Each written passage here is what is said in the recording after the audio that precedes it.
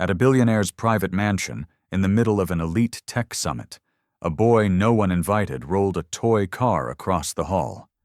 It was small, harmless, until it started to play a song, a lullaby. And the moment that melody echoed, one of the most powerful men in Africa, the cold, unstoppable Garrison Cole, stood up, shaking. What was in that melody? Why did a billionaire suddenly abandon his stage, his guests, and his empire to chase a boy he'd never met? The answer lies buried in a love story he tried to erase, and a child who carries the truth in his hands. Visuals cut to black, a close-up of the toy car, then fade into Garrison's stunned face as the music plays. This isn't just a story about money. It's a story about memory and the melody that never died. The sun had barely begun to dip beneath the Lagos skyline, casting long amber shadows across the Cole estate, a marvel of architecture floating like a diamond off the Atlantic coast. It wasn't just a mansion. It was a fortress of vision, high glass towers, terraced gardens, and marble floors that could mirror the stars. That evening, the estate buzzed with power and promise as Africa's most elite innovators, celebrities, and royals gathered for the annual Nextech Expo, hosted by none other than Garrison Cole, the untouchable billionaire tech mogul whose very name made empires tremble. At 52, Garrison was more myth than man. Reclusive, calculated, cold. A man who hadn't smiled in years, not truly. He stood on the central stage, polished and towering in his charcoal suit, unveiling a new AI-powered wellness device that could read human emotions and respond with therapeutic soundscapes. Cameras flashed. Applause rose. It was his masterpiece, another billion in the making. And then, everything changed. It started as a small movement near the edge of the crowd, barely noticeable at first. A child, no taller than Garrison's hip, wandered through the sea of tailored suits and glittering gowns. He was barefoot, clutching something in his small hands. The boy had wide eyes, the kind that carried stories older than they should. No one stopped him. It was as though the world parted for him without a sound. In one motion, almost as if guided by fate, he knelt by the gleaming runway and gently released the object onto the floor. A toy car. Simple. Red. Hand-painted with chipped corners and dusty wheels. It rolled with surprising speed across the marble floor, weaving through legs and camera rigs, before gliding to a perfect stop at the base of Garrison's stage. Then it happened. A soft click. A tune. 3 notes, then 5, then a fragile melody that sliced through the clatter of applause and technology with haunting purity. It wasn't from any advertisement, not from any trending music app. It was old, intimate, like a lullaby whispered between two people who once believed in forever. Time slowed. The room froze. And Garrison Cole, the man who had once silenced an entire Senate hall with a single stare, stood utterly still. His eyes widened, glassy and distant, as the lullaby curled around his heart like a memory that had waited in the shadows for far too long. He stepped off the stage. The audience watched in silent confusion. Some laughed nervously. Others thought it was part of the presentation. But Megan, his executive assistant of 10 years, saw it in his face. Something had broken open. Something ancient. The billionaire's gait was unsteady as he approached the car, now looping the melody on a tiny embedded speaker. His knees bent slightly, as if bowing to the echo of a ghost. He reached out and touched the toy, hands trembling. His breath hitched. Then, a flicker. Not in the room, but in his mind. A bench in Baton Rouge. A girl with wild curls. A summer breeze that smelled of pawpaw fruit. Her voice, soft, warm, humming that same melody against his chest. Harper. The name struck him like thunder. He had buried it, erased it, rewritten his own history to forget her. And yet, here it was. playing in the middle of his kingdom, from the hands of a boy he did not know. "Sir," Megan whispered, appearing at his side, confused and concerned. "Are you all right?" But he couldn't answer. His world had shifted. He turned sharply, storming away from the stage, leaving behind the keynote, the cameras, the crowd. The boy was standing near the far edge of the room now, silent, his eyes locked with Garrison's, not with fear, but with recognition, a familiarity that wrapped around Garrison's chest like a noose. "Who is he?" Megan asked, following close behind. "I don't know," Garrison replied, voice low, as if afraid to hear the truth out loud. The child turned and walked out through the open French doors toward the twilight-lit gardens. The toy car kept playing the lullaby behind them, looping like a prophecy, refusing to be ignored. The crowd whispered. The media scrambled for answers. But inside the grand mansion, a storm had begun to brew, not of scandal, but of something far more dangerous: remembrance. Hours passed. The guests were ushered out. The night wore on in a tense hush, and the toy car sat on Garrison's desk, still playing the lullaby beneath the soft glow of a crystal chandelier. Finally, alone in his private study, Garrison stared at the toy and whispered, for the first time in almost 3 decades, a question his soul had no answer to. Who made this? And the house, once a monument to silence and solitude, answered only with the ghost of a song.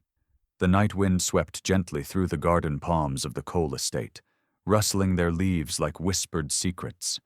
Lanterns lined the marble paths, casting warm golden glows that flickered against the smooth glass walls of the mansion. But Garrison Cole wasn't admiring the architecture tonight. He sat alone on the bench at the farthest corner of the property, a place no guest had ever stepped foot in. Here, in the quiet under the moonlight, memories clung to him like ivy. His fingers tapped absently against the armrest. The toy car sat beside him, still playing its soft, sorrowful lullaby. He didn't need lyrics to know what it was. He didn't need time to remember the voice that had composed it. Harper. The name drifted into his thoughts like the perfume of rain-soaked earth. She hadn't been his first love, but she was the only one who had ever truly seen him, beyond the ambition, beyond the sharp edges, beyond the poverty that made him chase success like a starving man. He'd met her 27 years ago in Baton Rouge, Louisiana, during a cultural exchange seminar at Southern University. Garrison had been the foreign star student, a Nigerian scholarship genius with big ideas and bigger fears. His shoes were old, his laptop was borrowed, his dreams were outsized, and his heart closed. Harper Langston changed that in 3 conversations. She was a music therapy student, soft-spoken, honey-skinned, always carrying headphones and a sketch pad filled with melody lines instead of drawings. She composed lullabies, not for profit, but for children in trauma shelters and foster homes. Where Garrison saw code and circuitry, Harper saw souls and healing. Their love grew in pockets of time. Weekend library meetups, rice and beans at campus picnics, late-night sessions where Garrison would test pitch modulations while Harper layered emotional harmonies behind them. She called their sessions melodic science. He called it a distraction. But it wasn't. It was the first time Garrison had allowed someone to see his cracked parts and not flinch. Still, hunger was stronger than peace. When his university friend back in Lagos offered him seed money to start a wearable tech company, Garrison booked a flight without warning. He promised Harper he'd return after 3 months, just enough time to launch the startup and raise capital. He never came back. Weeks turned to months. He buried himself in work, making connections, chasing patents, building product lines. He received 1 email from her. No words, just an audio file titled, "Still With You." He never played it, deleted it. Not because he was angry, but because guilt tasted too much like home. Now, as the melody from the toy car spilled into the garden night, He knew instantly. This was the same song, not copied, not inspired, identical. He rose slowly and went back into the house. The window stretched from floor to ceiling, showing his own reflection walking beside the Lagos skyline. At the dining room table, Megan sat, laptop open, eyes tired but alert. "You know something," Garrison said quietly. She nodded, hesitating. "I searched for Harper Langston. There's almost nothing in the digital space. No social activity in years, but... His voice was colder than intended. She was last seen in San Diego, music therapy retreat, then disappeared. No family contact, no public activity. One report, 5 years ago, suggests she passed from complications related to lupus. But... Megan hesitated again. Garrison turned slowly, eyes narrowing. But? There was no death certificate, no obituary, just a withdrawal. A cold silence settled between them. Megan had worked with Garrison for over a decade. She had seen him win global awards, destroy hostile acquisitions, and shut down billion-dollar offers with a single wave. But this quiet uncertainty in his eyes, she had never seen it before. "If she's gone," Garrison whispered, "how did this song get here? How did that boy?" As if summoned by the weight of the question, the boy appeared again. Ezra.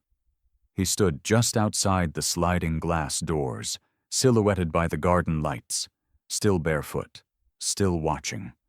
Garrison didn't move toward him. He simply looked, deeply, searchingly.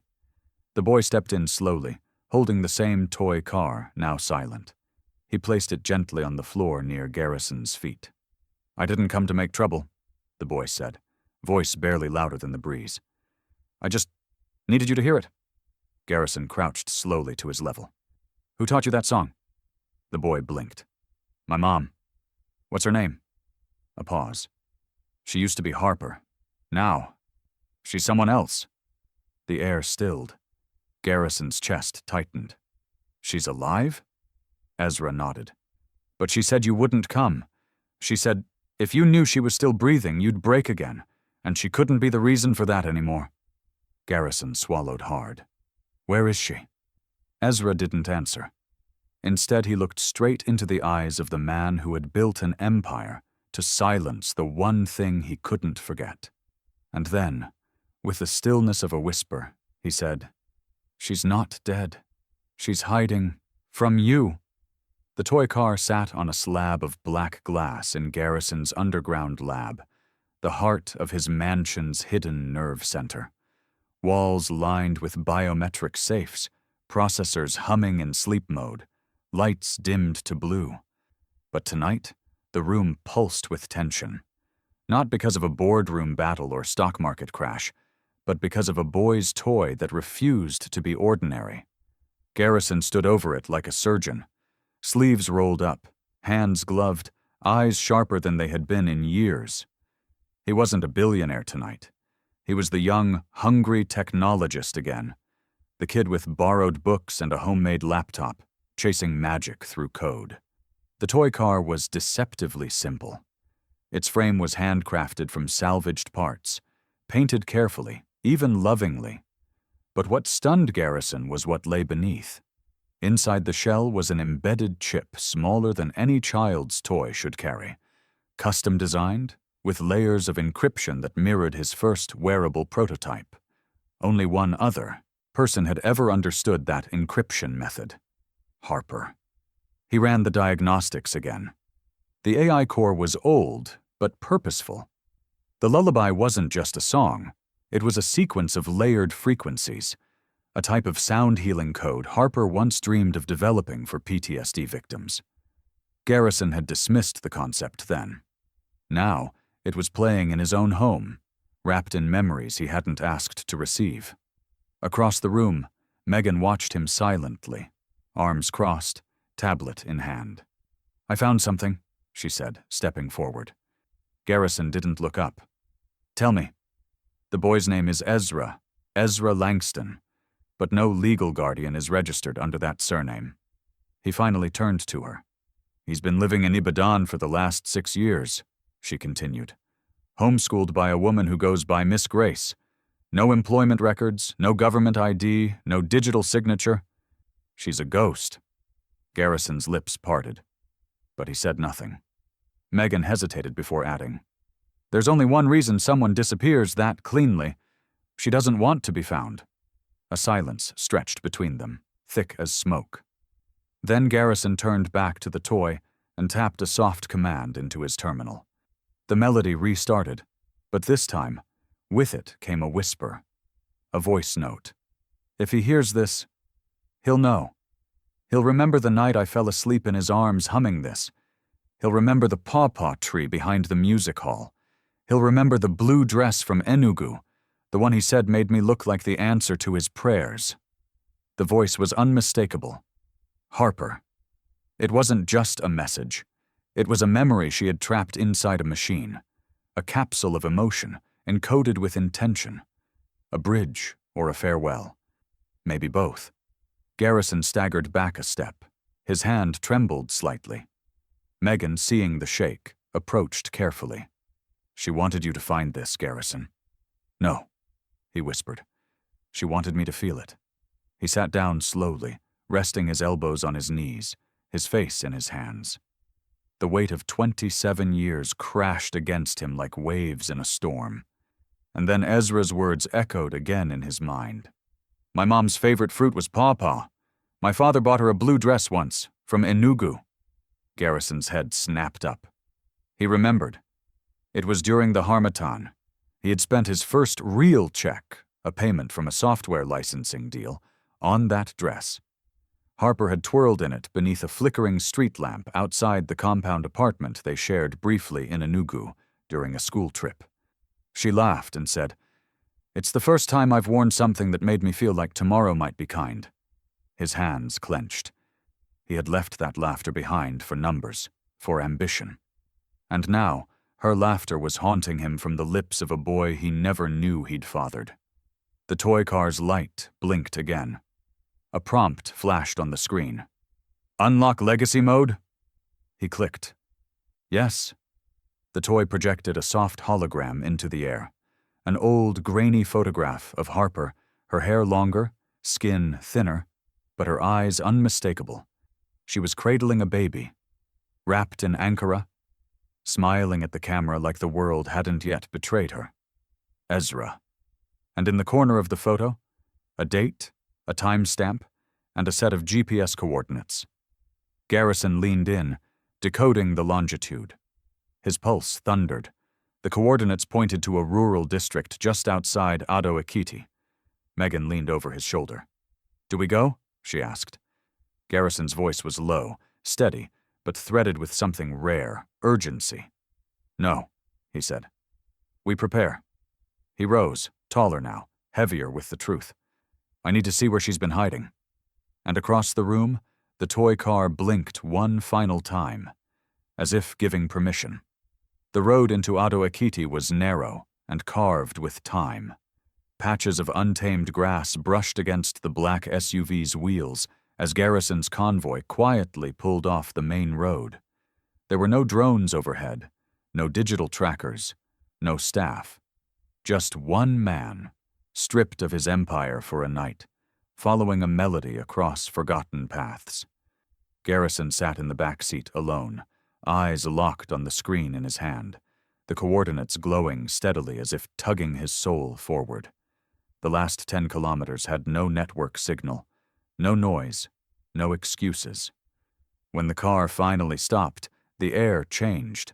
The building before him was small, tucked behind a thick curtain of acacia trees, with vines crawling up sun-washed walls.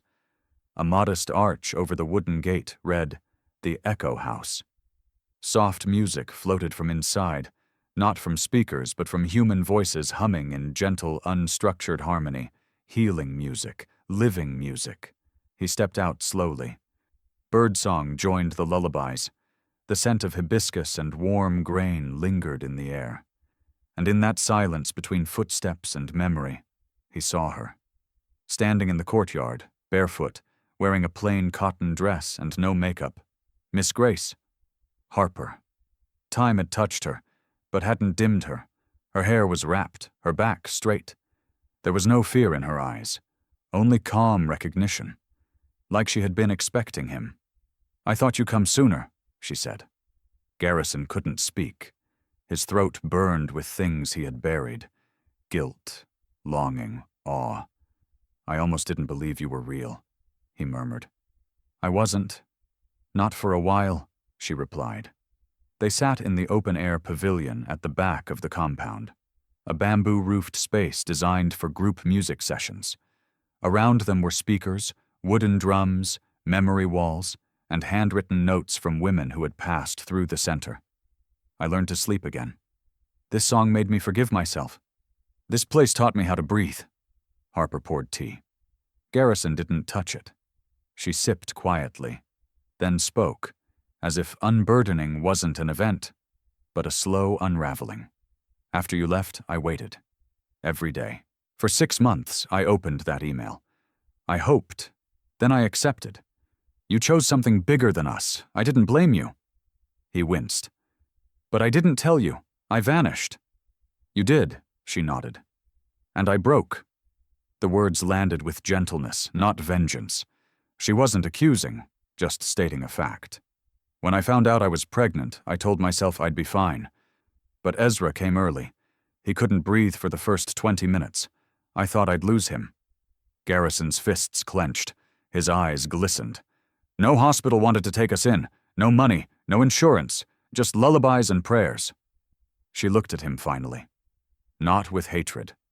Not even with pain. "With him in my arms, I realized I couldn't wait for you. I had to become someone new. So I became Miss Grace." "And this place?" Garrison asked, his voice hoarse.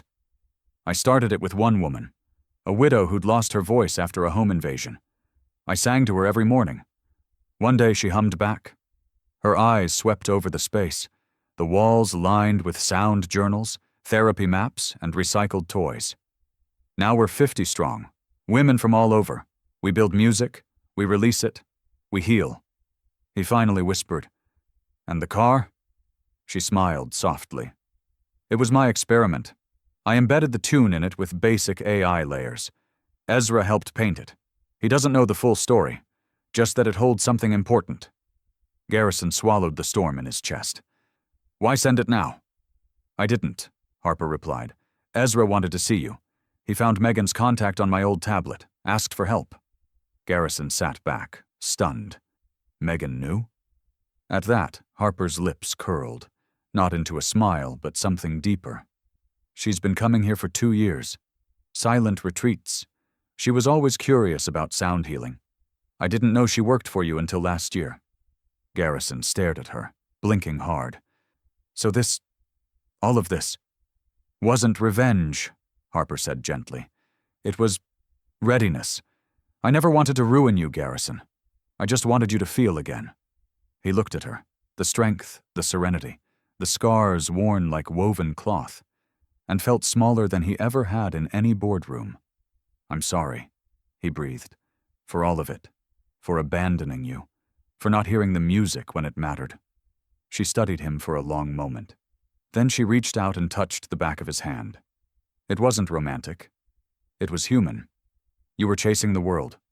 I was chasing peace. We both caught different ghosts." Outside, the wind picked up, rustling the wind chimes strung through the mango trees. Garrison stood, unsure if he should say more, but Harper held up a hand. "There's one more thing you need to know." He turned. She walked over to a shelf, pulled out a woven notebook with a navy blue ribbon, and placed it in his hands. Inside were detailed notes about his company: internal culture, behavior, emotional disengagement, creative stagnation. "You think Megan just became your assistant?" Harper said. "I've been mentoring her for years, teaching her how to help you without breaking you." Garrison's breath caught. This was all orchestrated?" Harper tilted her head. "No, this was conducted, like a symphony, and now you have to choose how you'll finish the song." The jet descended into Lagos just as the city's lights began to flicker awake, casting golden threads across the coastline. From above, the Cole estate looked like a glass gem embedded in land, gleaming, precise, untouchable. But inside Garrison Cole, nothing felt untouched anymore. He didn't head straight to his penthouse suite when he returned. Instead, he made his way down the curved hallway to the private executive wing, past the AI security doors and biometric locks. Megan's office was still lit. She was seated at her desk, typing something into a secure system. Calm, composed, as always. She looked up when she heard the door open. "Garrison," she said evenly, as though she'd been waiting for this moment all along. He didn't sit. He didn't even blink. "You met her 2 years ago?" he said flatly. Megan shut her laptop softly.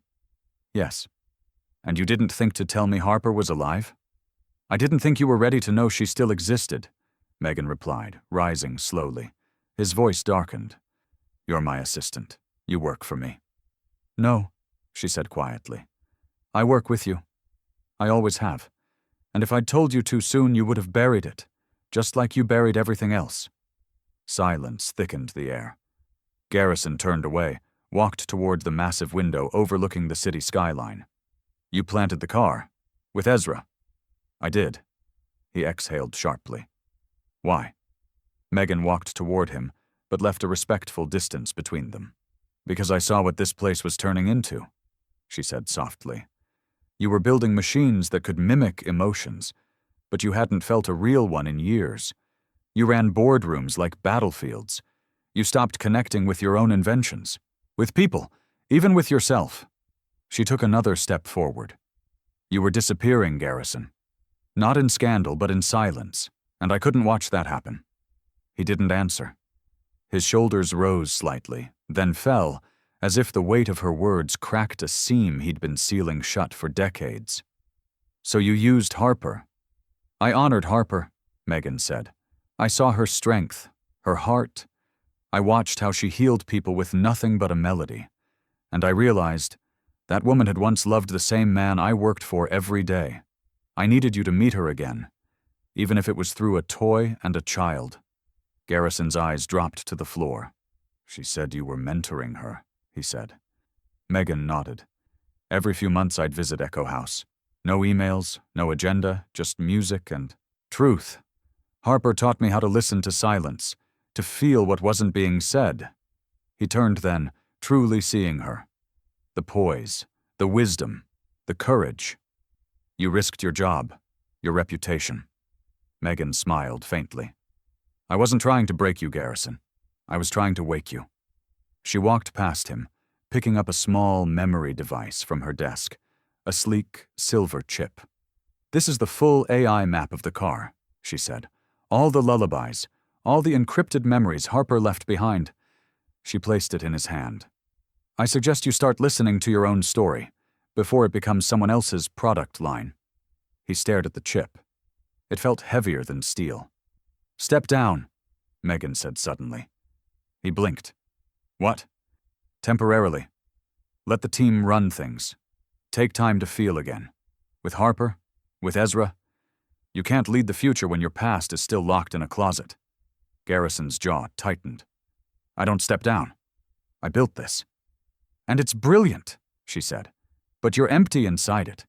You don't have to crash to rest, Garrison. You just have to choose to land." Her words struck something he couldn't dodge. That night, in the deep stillness of his private study, Garrison sat in a dark corner with only the desk lamp and the toy car in front of him. He inserted the chip into the interface. The lullaby played again, softer this time, slower. The notes pulled memory through him like thread through cloth. The song was no longer just a tune. It was a letter of love and regret, sewn together by the woman he thought he'd lost forever. He put his head in his hands. And Garrison Cole, a man known for never crying, never breaking, never pausing, wept, not loudly, not dramatically, but deeply, silently. His tears carved pathways across a face that had worn only stoicism for years. Just before dawn, a soft knock came at his door. It creaked open. Ezra stood there, holding a new toy, a cube of circuits he'd been building from spare parts around the estate. Garrison wiped his eyes quickly, straightening. "Hey," he said. Ezra walked in slowly, placed the cube gently on the table, then looked at the man whose DNA he shared, but whose heart he had just begun to explore. "I heard the song," Ezra said. Garrison nodded. The boy tilted his head. "You loved her?" "I did," Garrison whispered. "Then why—" Ezra paused, voice cracking like a vinyl scratch. "Why didn't you fight for her?" The room went still again. Garrison had no answer. Only silence. And maybe finally that was enough. The cameras faded. The headlines softened. And for the first time in 2 decades, Garrison Cole slipped quietly into a life outside the spotlight. No press statements, no corporate declarations, just silence, and a boy with eyes like Harper's. In a private coastal villa along the fringes of the Lekki Peninsula, far from the walls of the Cole estate and the hum of machines. Garrison began to learn again. The mornings started with stillness. Ezra would wake early and sit on the balcony, tinkering with small devices made from wires and bottle caps. He'd build tiny windmills powered by solar scraps, old radio transmitters turned into message beacons. He had a mind that hummed with wonder, and hands that carried Harper's patience. Garrison watched from a distance at first. Then one morning he sat beside him.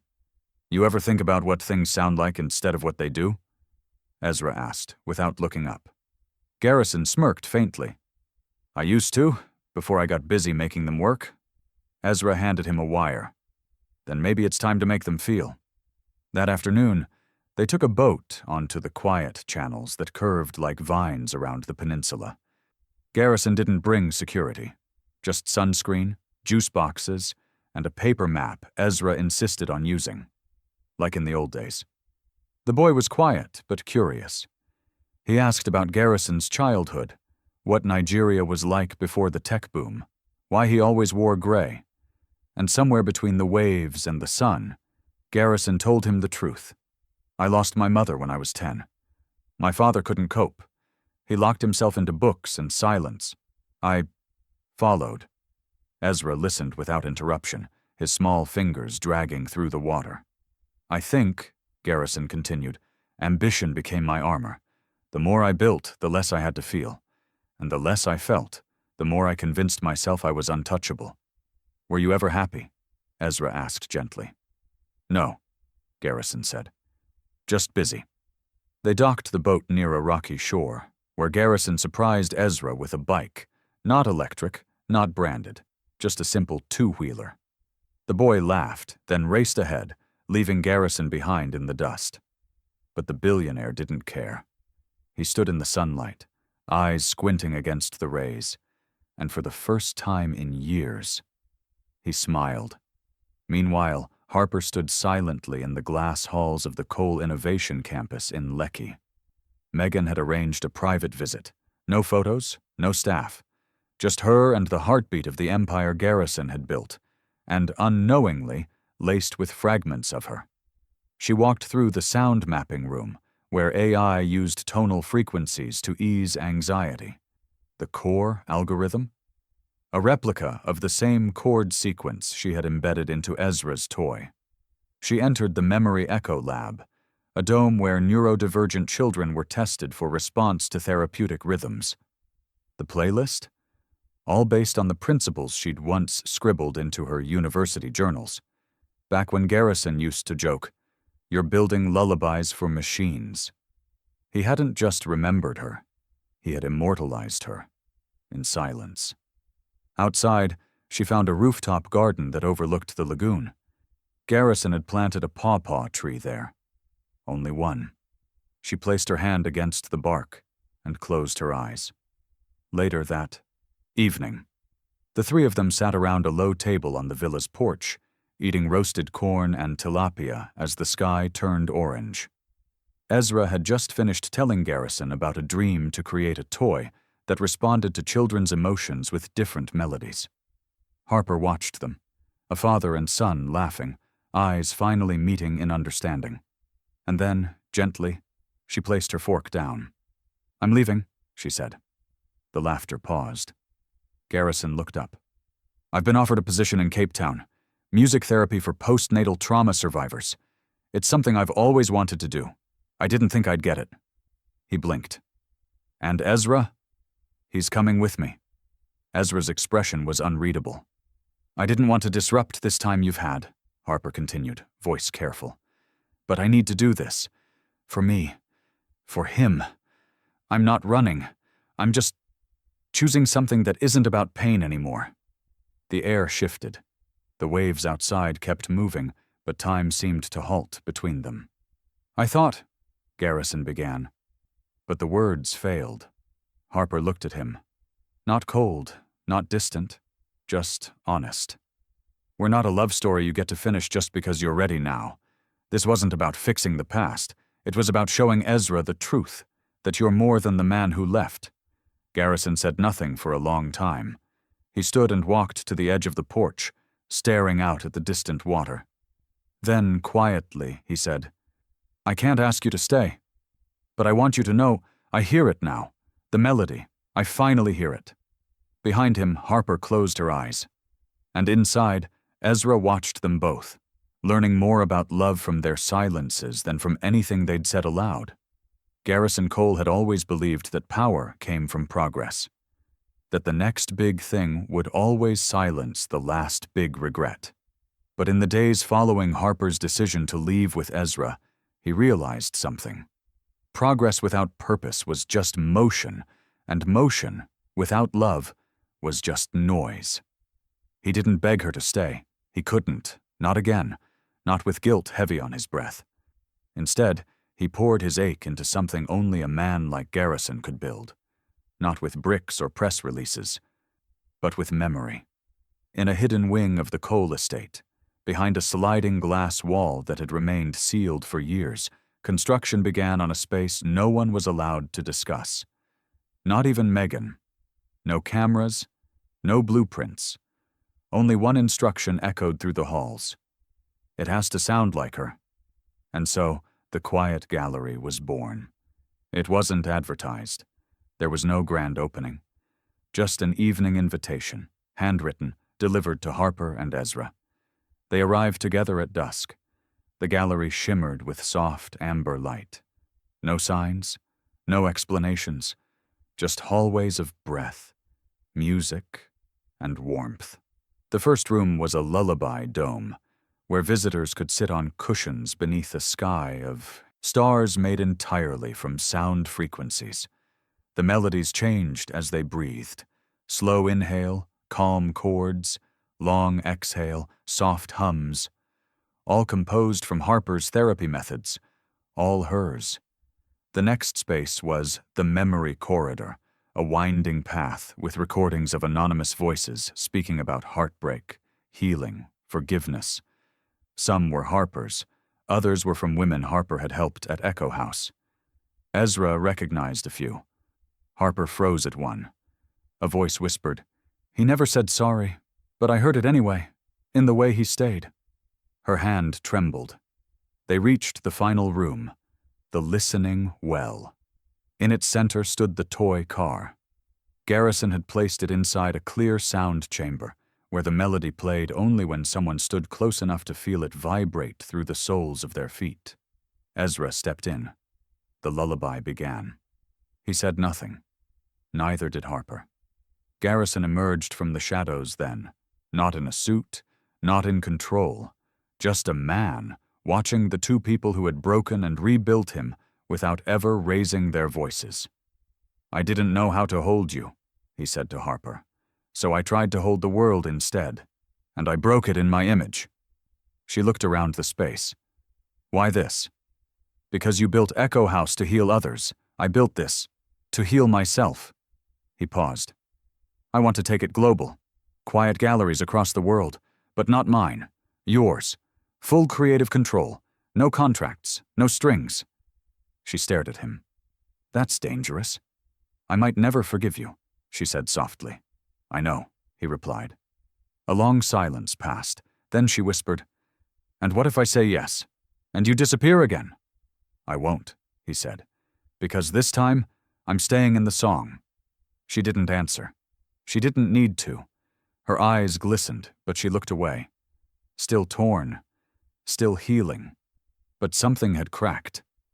That night, Harper and Ezra returned to the villa to pack. The world outside, however, had not paused for Garrison's emotional rebirth.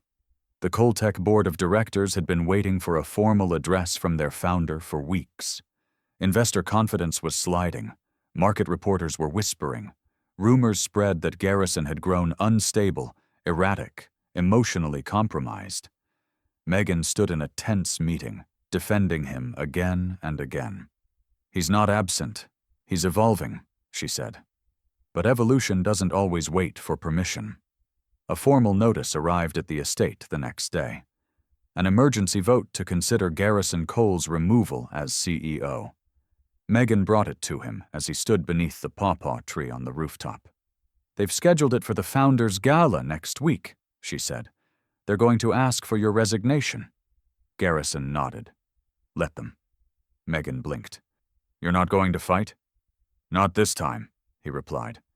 "Let them hear what legacy really sounds like." The night of the gala arrived in a rain of glitter and tension. Victoria Island's skyline lit up as black cars poured into the gleaming event center.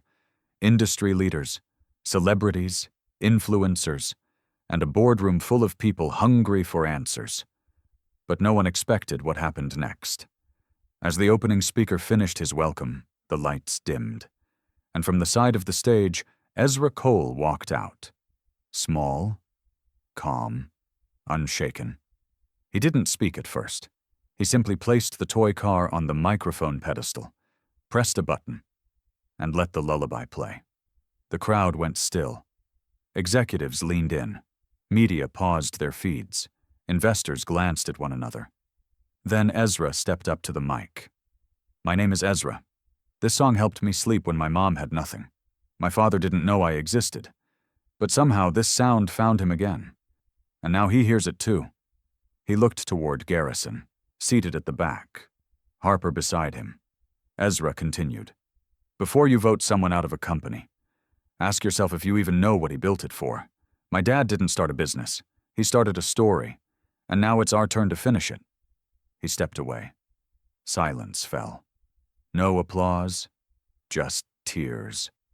And something unspoken, shifting in the room. Harper reached over and took Garrison's hand. "I didn't know he was going to speak," she whispered. "Neither did I," Garrison replied. "But that's the thing about love. It always finds a mic." The final note of the lullaby echoed into silence, curling through the velvet-lined walls of the gala hall like smoke from a sacred fire. There was no applause, just stunned, disbelieving stillness, the kind that follows not performance, but revelation. Ezra stepped back from the microphone, small hands at his sides, his eyes calm, yet unblinking. In that moment, he wasn't just a child on stage. He was a mirror, reflecting everything the billionaires in the room had long forgotten. Innocence, purpose, meaning. From the back of the room, cameras clicked. Whispers surged like wind through tall grass. "Who is he? Where did he come from? What does this mean for the company?" And then a movement. Garrison Cole, in a plain navy suit, no tie, no security detail, stood slowly and began walking toward the stage. Every eye turned to him. The man who had once been untouchable, unreachable. Now he was walking as if carrying his own confession. He took the steps slowly. No speech prepared, no teleprompter. Then he stood behind his son, placed a hand on his shoulder, faced the crowd. "This," he said, voice low but steady, "is my son." Gasps rippled through the room. He continued. "I didn't know he existed until weeks ago. I didn't know what love sounded like until this toy car rolled into my life and played a lullaby I once forgot." He paused, breathing in the silence. "I've spent my entire life building things that respond to pain. Machines that decode silence, devices that translate emotion. But nothing I've ever built ever came close to what he just gave you."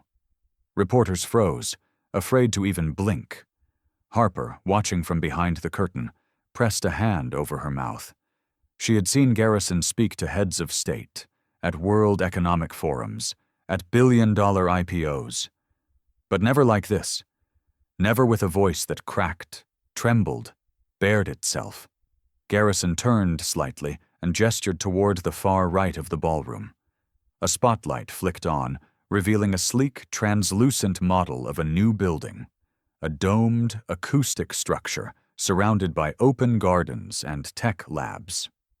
"This is our next chapter," he said, "a division dedicated to blending emotional healing with innovation, not run by me, not owned by profit, but led by those who still remember that technology should serve the soul."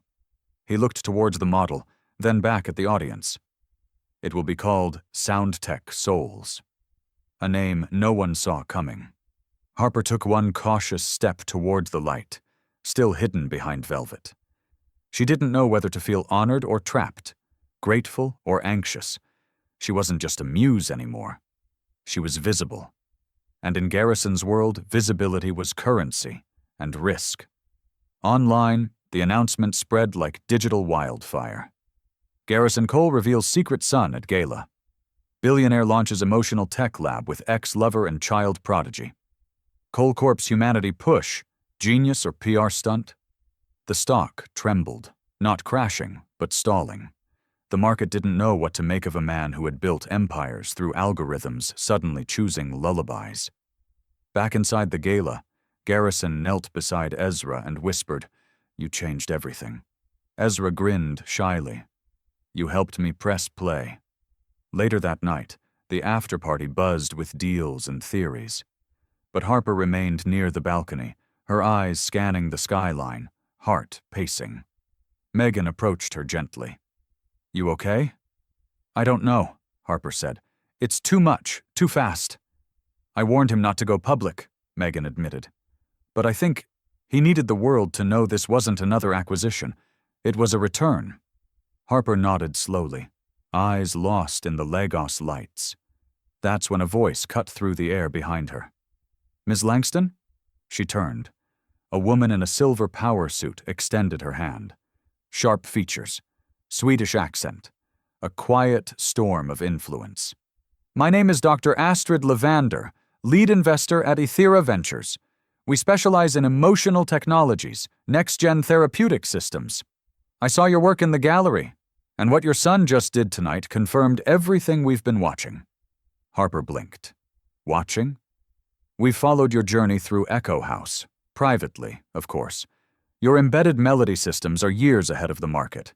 We believe they can revolutionize emotional AI." Astrid reached into her tablet. "We're prepared to offer $50 million in seed investment to take SoundTech, Souls Global, Cape Town, Singapore, Toronto, Lagos. You'd have full control." Harper felt the air thicken. "I assume this is through Cole Corp?" she asked carefully. Astrid smiled. "No, this is an independent offer, with or without Mr. Cole." Time stopped. Harper looked down at the tablet, the projected numbers, the potential reach. Everything she had built in secret, now given wings. And yet behind her, Garrison still stood in the light, unknowing, unguarded. Astrid leaned in gently. "We believe in you, Harper. Not the man who left, the woman who stayed." The music from inside shifted to a slow piano. Ezra ran up then, breathless. "Mama," he said, "did you hear what she said? It's named after your music." Harper nodded. Astrid placed the contract into her hand. "No rush, but don't wait too long. The world's listening." And with that, she disappeared into the sea of crystal glasses and couture gowns. Harper stood there, the paper glowing in her hand, her son beside her, and a future that had suddenly split into two roads, one with Garrison, one without.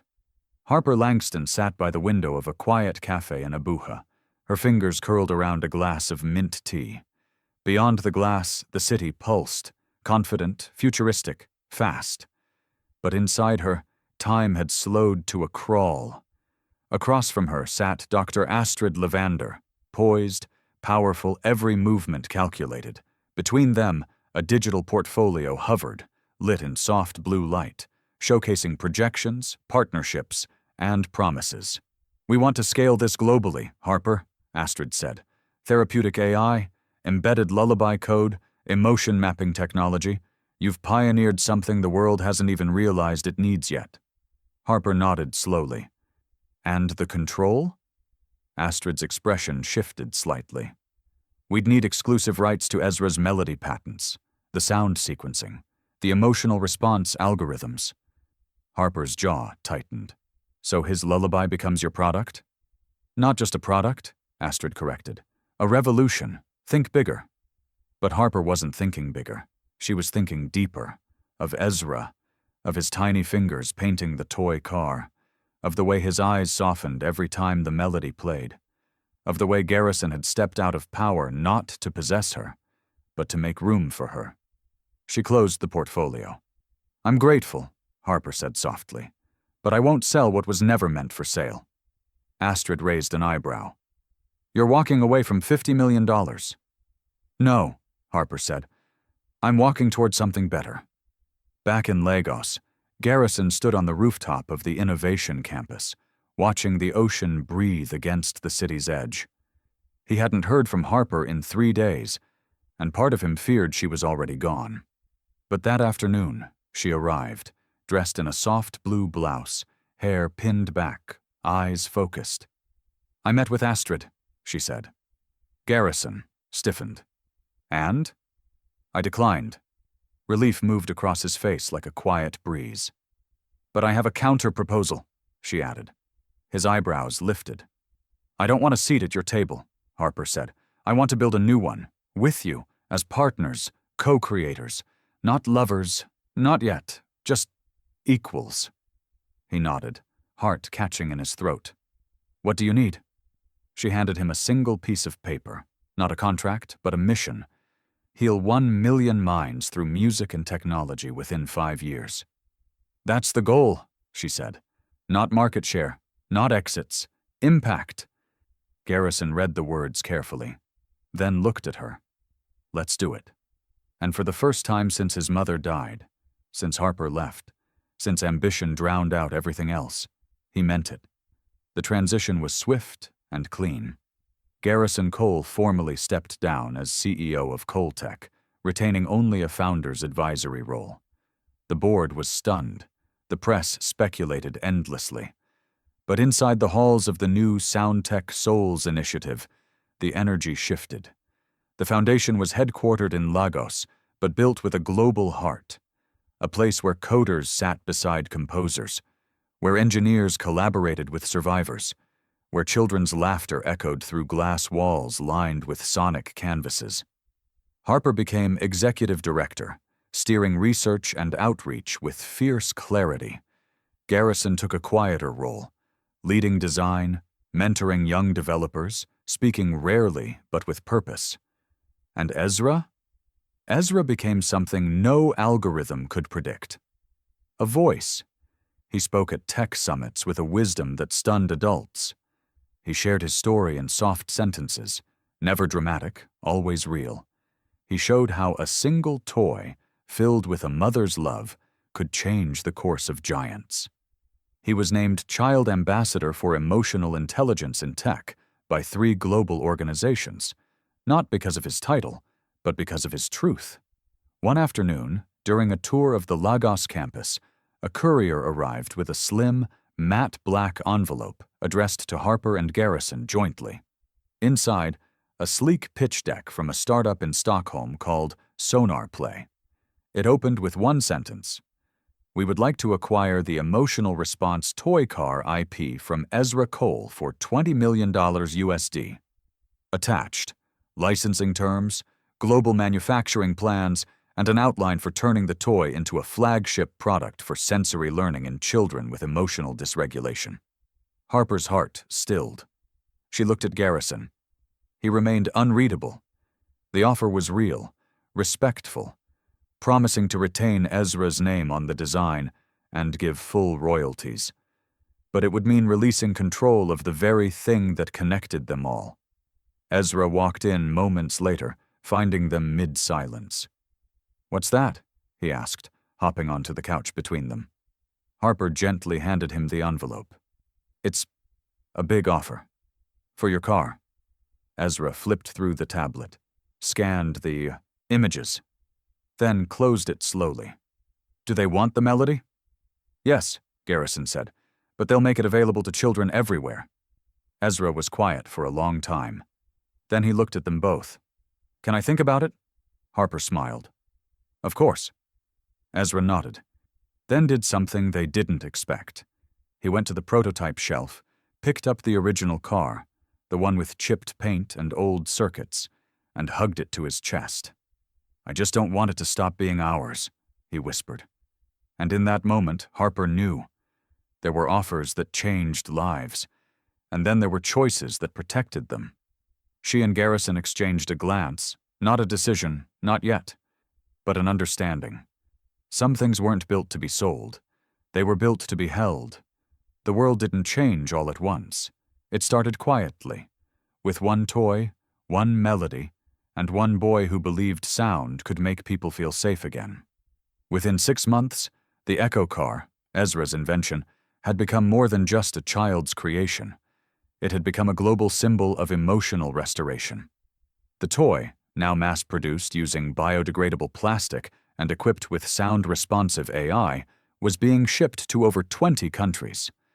The original melody, Harper's lullaby, remained untouched. Its chords had been preserved in the core of every unit, untouched by commercial hands. And each car carried a tiny engraved phrase, "Created with healing in mind." It began in local schools across Lagos, where teachers noticed that children with anxiety became calmer when the car rolled near. Then came adoption in Abuja's public hospitals, followed by a request from a pediatric trauma center in Nairobi. Soon after, the Echo Car reached Syrian refugee camps through a humanitarian pilot project. The reactions were staggering. Children who hadn't spoken in months began humming. One girl in Malawi, diagnosed with selective mutism, began singing a variation of Harper's melody after playing with the Echo Car for just 2 weeks. It was more than tech. It was music with memory. Garrison and Harper flew to New York to present a joint pitch to UNICEF, backed by real-time emotional feedback data, field testimonials, and child psychology reports. Garrison handled the technical architecture. Harper, the emotional science. Ezra, their quiet force, sat with headphones, watching, occasionally adding a word when prompted. The board of directors was stunned. A senior UNICEF executive leaned forward. "This isn't just a toy. It's a portable sense of safety." Harper nodded. "That's exactly what it is."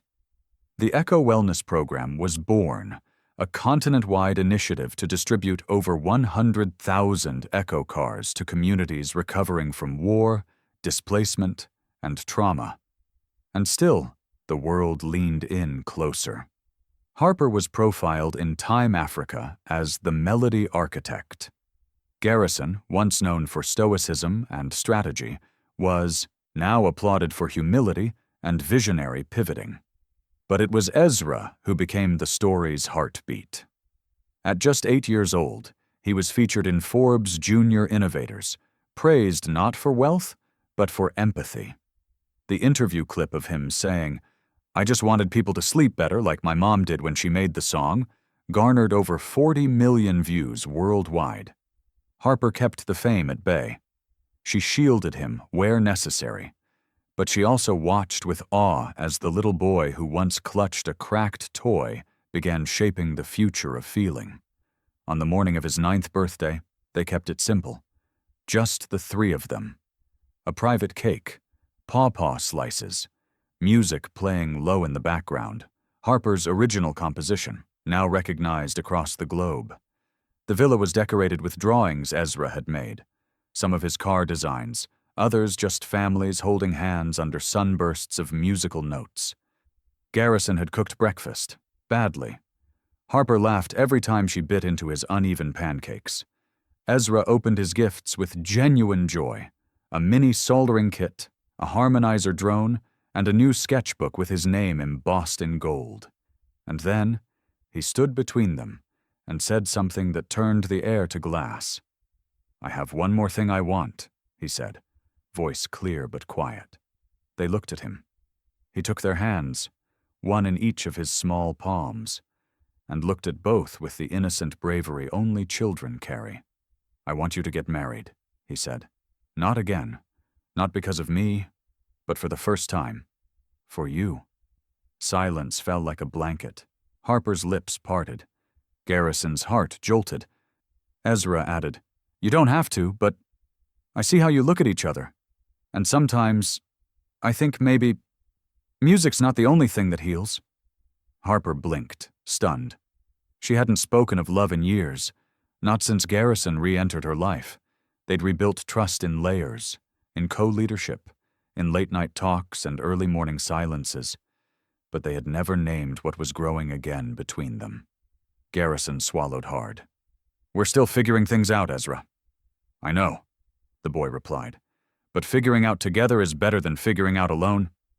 Then he hugged them both, giggling as he disappeared down the hall with his drone buzzing behind they stood in the silence he left behind. Harper turned to Garrison, her voice barely a whisper. "Did you tell him to say that?" He shook his head. He got to that conclusion all on his own. A long pause. Then Harper smiled, softly, curiously, with a kind of wonder she hadn't let herself feel in years. Maybe he's onto something.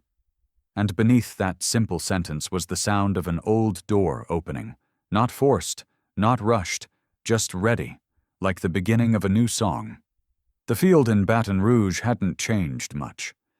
The oak trees still leaned as if listening. The wildflowers still bloomed with quiet resilience. And the old bench, worn, weathered, stood rooted like a memory no time could erase. It was here, beneath the whisper of Louisiana wind, that Garrison Cole had once told Harper Langston he would marry her.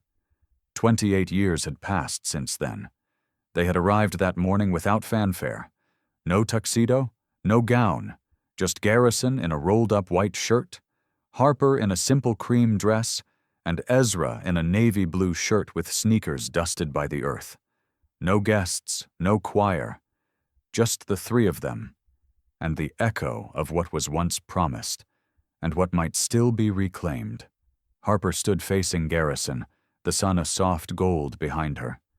Ezra stood between them, holding a tiny woven ribbon he'd made, red, blue, and gold threads braided loosely together. A symbol of where they'd been, and who they were now. Garrison spoke first. "I didn't come back to rewrite the past," he said, voice quiet but steady. "I came to finally show up in the present, not as a man who built an empire, but as the man who once broke a promise, and is still learning how to keep one." Harper's eyes glistened, not from pain, but from peace. When she spoke, her voice felt like the wind itself. "I used to dream of walking down an aisle, flowers, applause, a perfect moment. But the life we've lived, the storms we've weathered, taught me something. Love isn't about performance, it's about presence. And I'm choosing to be here. Now. Not out of nostalgia, but because I finally trust what we're building." They didn't exchange rings, they exchanged hands, a squeeze, a pause, a breath. Ezra tied the ribbon around their wrists and smiled shyly. "I now pronounce you partners, in everything." And that was enough. Back in Lagos, the skyline pulsed with excitement. But it wasn't for a wedding. It was for a launch. The official opening of the Soundtech Soul's flagship studio, a 6-story facility that shimmered like sound made visible. Its architecture was inspired by acoustic waves, its walls embedded with real-time resonance sensors that responded to music and emotion. It was more than a building. It was a living thing. On launch day, the grounds swelled with dignitaries, artists, engineers, and children from the ECHO program. A youth choir opened the event, their voices weaving Harper's lullaby into new harmonies, half-sung, half-coded through melodic AI. Inside, tech exhibits showcased emotion-driven robotics, music therapy wearables, and emotional memory banks, where survivors could turn trauma into sound. Entire halls were dedicated to innovations seeded by Harper's therapeutic sound maps and refined by Garrison's engineering legacy. The emotional apex of the day arrived when Garrison stepped onto the central stage. He stood tall, but stripped of grandeur. "My greatest failure," he began, "was confusing success with significance." The crowd quieted. I once believed numbers told my story, but they didn't. The real story began when a small boy rolled a toy car into my world and made me hear again. He turned toward Harper and Ezra, seated in the front row. Failure gave me a second chance, at fatherhood, at partnership, at purpose. And this building, this movement, is not just tech. It's testimony. Thunderous applause erupted. Later that evening, Harper sat in the studio garden for her book signing. Songs We Survive With had been released just days earlier, a raw, poetic memoir about her journey from abandonment to healing. Each chapter was named after a melody she had composed along the way. Readers lined up for hours. The reviews were already coming in. A masterclass in grace. Harper Langston writes with rhythm and resilience. Every chapter hums with healing. As the sun dipped below the Lagos skyline, casting the studio in warm amber hues, Ezra sat beside a model of the Echo car and watched children play in the interactive music garden nearby. Then he turned to Harper and Garrison, both seated on the edge of the platform, laughing quietly. And he said it, with the same quiet clarity he'd always had. "I don't want to build another toy." They both turned to him. Ezra looked around, at the children dancing in the sound-reactive field, at the choir rehearsing a new composition inside, at the visitors immersed in their own emotional healing. "I want to build a school, not a normal one, a place where kids learn to listen, to feel, to invent things that help people not just live, but heal." Harper blinked.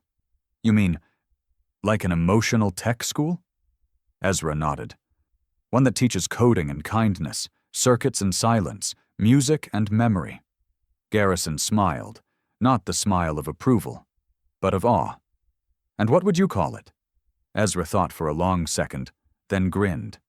"The Echo Institute." And in that moment, it was clear. The toy had changed the world. But the boy was just getting started. 1 year later, the Echo Institute opened its doors, not just in Lagos, Nigeria, but simultaneously in Baton Rouge, Louisiana. 2 campuses. 1 mission.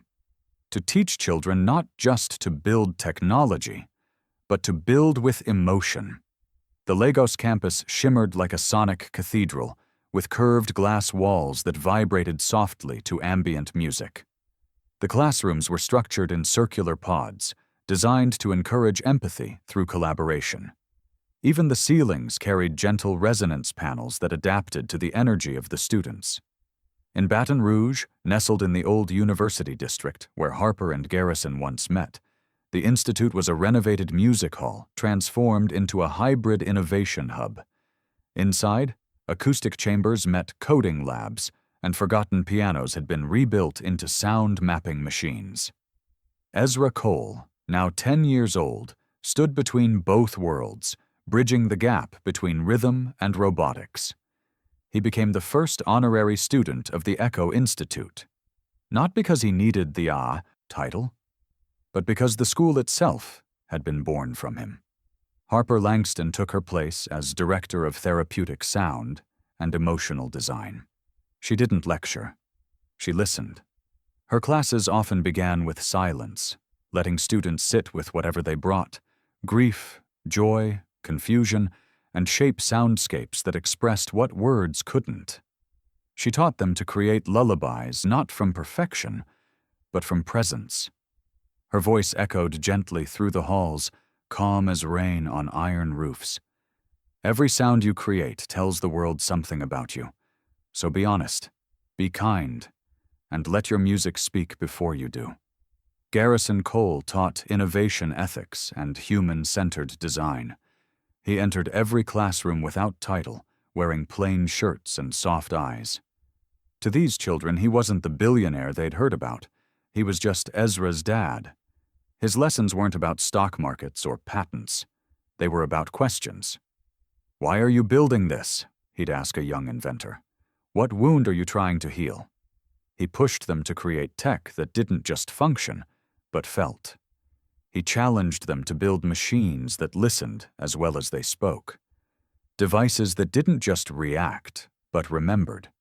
The institute grew faster than anyone expected.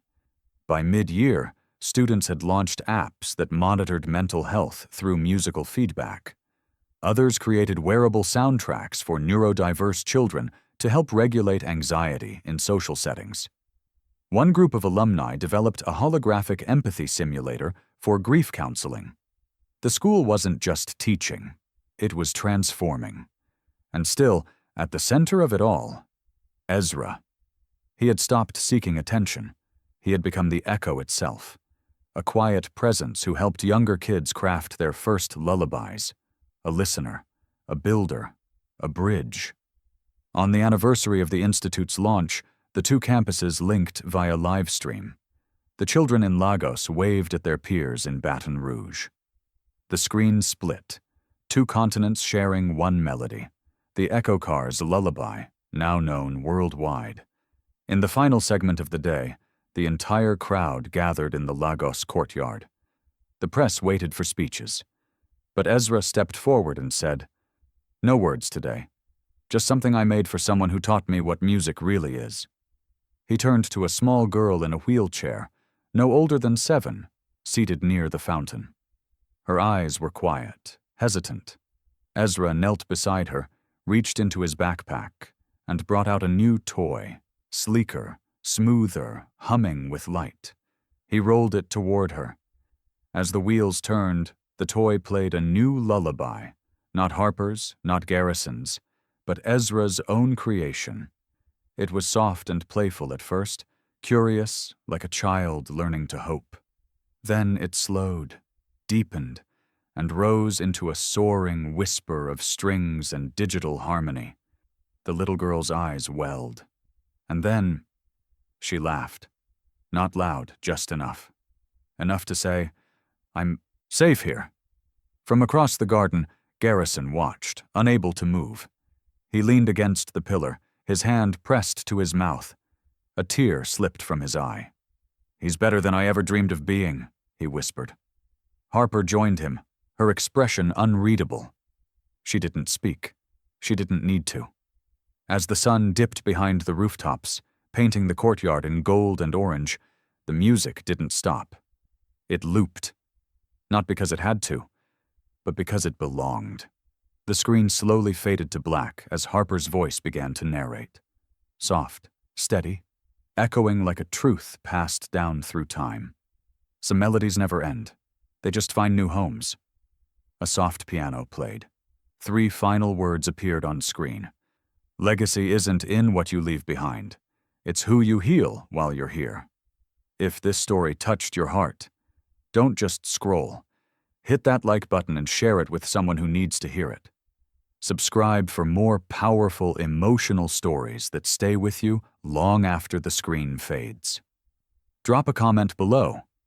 What part of this story moved you the most?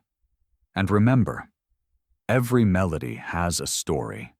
Let's discover the next one together.